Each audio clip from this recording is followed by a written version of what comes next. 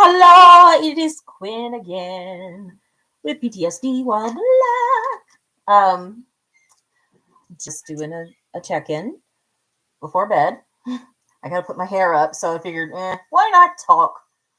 Let's chat. Let's have a girl talk. No, I was just thinking about I type up these descriptions and then forget what I typed, right? Yeah. So if the subject goes way off, brain injury. Hi, welcome.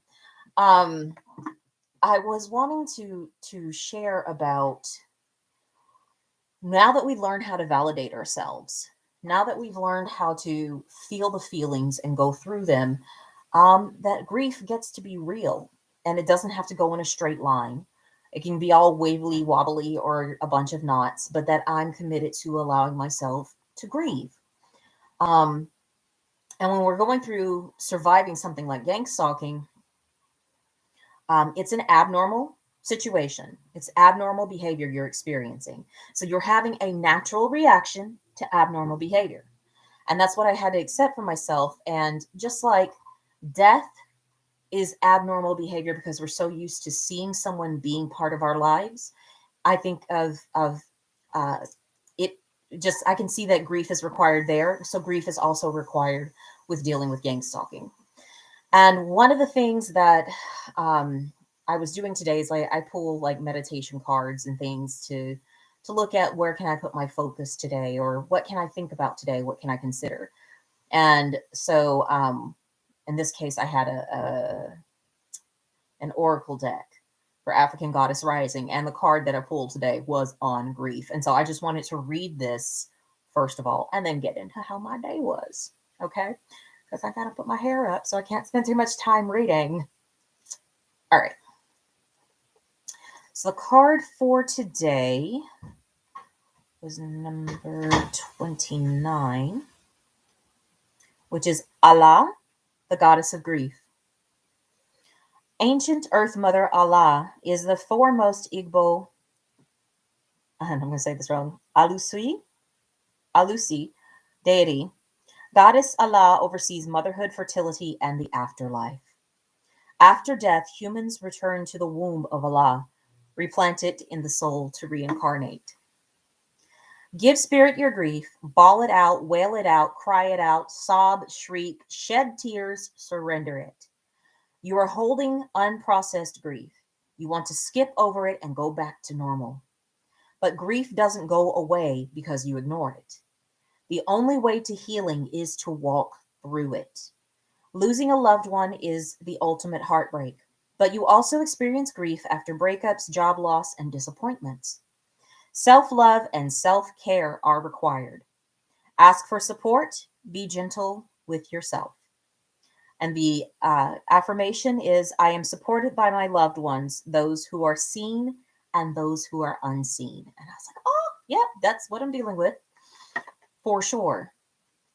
I've been withholding grief by just reacting to what was happening to me, but not allowing myself to see that what was happening was not normal. What was happening, I had feelings about it, and that I deserve to address those feelings about it, regardless of how anybody else feels about me talking about gang stalking or talking about the trauma that I've been through. I have the personal responsibility to myself to address how I feel, regardless of somebody saying, oh, you should just shut up and not think about it, or, oh, get over it. I have that responsibility. So I'm going to be taking, I think that's kind of the message that I'm getting out of 2022, is there's so much I have not allowed myself to grieve, so much in my life. And with my PTSD, it's multi layers. And so I know one part of my grief I have not allowed is my racial trauma, and the gang stalking that I've been involved with is linked to the racial trauma that I have lived through. And so it's like, okay, my responsibility at this time is for me, is to look at how race has impacted my life, and to finally give myself permission to say, no, I didn't like that. Or I did want it to be different. Or yes, this sucked. you know? And so I'm worth it. That's the Christmas present I'm giving to myself. Okay. And that's what I would offer too for people who are not of a minority background, but there's also grief. And I'm going to say this for my white friends because I have a white husband. There is grief that has been subjected onto white people as well, especially if they're participating in this gang stalking behavior, that you got picked up into this because you have not addressed your own grief about whether the feelings of not being enough or the feelings of, darn it, why don't I have all those skills and talents and abilities that black people have? That's where my gang stalking started. Is somebody was jealous that I could do stuff. And I'm like, baby girl, that's because that's how I kept myself sane from all the trauma I experienced. I had to take the time to turn my sorrow and pain into creativity. I had to do that. And that's part of my self-care, which was mentioned in the reading. So I look at my white counterparts, especially those of you who are going through gang stalking as well.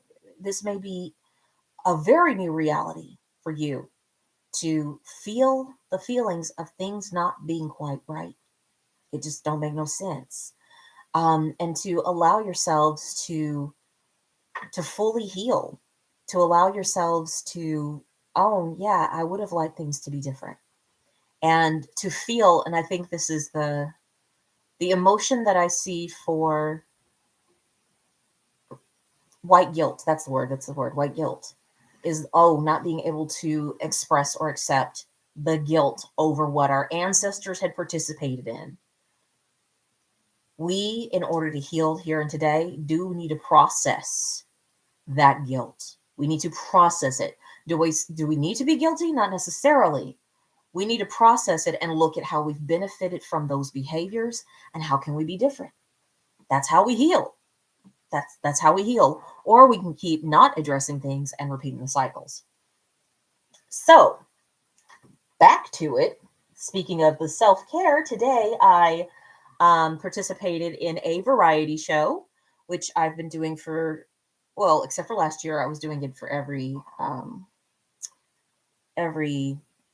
Christmas at this one senior living facility, and because it was just a lot of fun, and I sang the Christmas song, um, and it just really filled me with joy. I noticed how I felt in my body when I was singing. I just felt turned on, ready to go, present, visible. And I think that, gang stalking switches us into other modes, which are not present, turned on, visible, not part of our own lives. And we get to have a different reality. We get to have a different choice. And that's what I was noticing. It was so funny because I have social anxiety disorder, but yet I can get up and perform. And then afterwards, that was the hard part for me, was afterwards people coming up and saying they appreciated my performance. They appreciated hearing me sing. And I'm like, okay. The first couple of people, I'm like, okay, okay. Then afterwards, it got really uncomfortable for me to hear it that often. I'm like, oh my God, from strangers. Yeah. Ooh, this hair. But anyway, yeah, I only finger home a lot of times because, well, it hurts to brush my hair because of the neck injury. So I don't do it that often, sadly. But anyway, oh, look how long my hair is getting. Babe, Yeah. I haven't been paying attention. I have not been paying attention. Oh my God, look at it. It's touching my boobie. I didn't know my hair was getting that long. Um, but it was just so much fun getting to be alive, getting to be present in my own life instead of hiding. And I think the thing that the police told me and my therapist told me was the best advice, which was to, get away from the spaces of where the gang stalkers hang out. Because I was on a karaoke app, and that's where the stalking initiated. And they're like, go to live karaoke, go to places where you can sing live, get away from virtual things where um, these bullies, these easy participant bullies, are hanging out. Get into your own life. So I was like, all right, let's do this. So yeah, it was good just getting to do that performance today. And PTSD and trauma will put our lives on hold, It will put our lives on hold, but we deserve to be full people. We deserve to heal. We deserve to be present in our own lives. And by golly, I think I'm going to do it. I think I'm going to do it. I'm going to be present in my own life. So even if they don't want me to voice act online, I may just, I don't know, do a puppet show or something for kids out here locally, or incorporate the voice acting into my balloons. So, it's just, we're not limited. We are not limited, regardless of what people want to narrowly have us think, feel, or believe about ourselves. We do have choices, and I'm grateful, so grateful for being reminded that I always have choices, and that suffering is a choice. It is a choice. And as soon as I realize that's one choice that I get to make as to whether or not I'm going to suffer, then I can take action and then I'm free. So, yeah, I just wanted to speak on that. So I'll definitely be doing more singing. Hell, just singing around the house, singing in the shower, singing what I want. Mm-hmm. Writing speeches, drawing, um, trying to not kill the plants in my house, but propagating plants. I'm going to be present in my own life. That's a choice. Whatever the divine wants me to do with this beingness, I think I'm going to go do that. And that suffering is not something that the divine wants for me, and so I'm not going to participate in it. Yeah.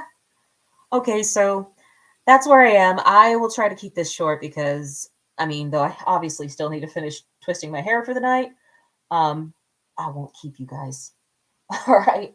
I hope you have a great day, and please love on yourself. Take good care of yourself, and remember that you are worthwhile. All right. Till next time. Peace.